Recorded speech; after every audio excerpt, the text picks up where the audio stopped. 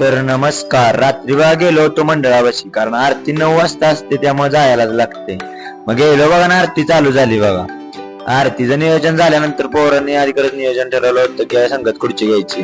मग काय संगत खुर्ची चालू केली बघा.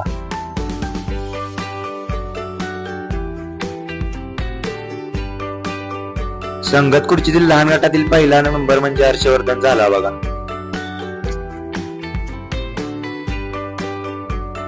त्यानंतर मग मोठ्या गट आला बघा. मोठ्या गटात आपण पण होतो बघा. मग काय झालं, आमचं पण चालू बघा. मोठ्या गटाचा विनर मी झालो की मग भाऊ आपलं काय म्हणते बघा.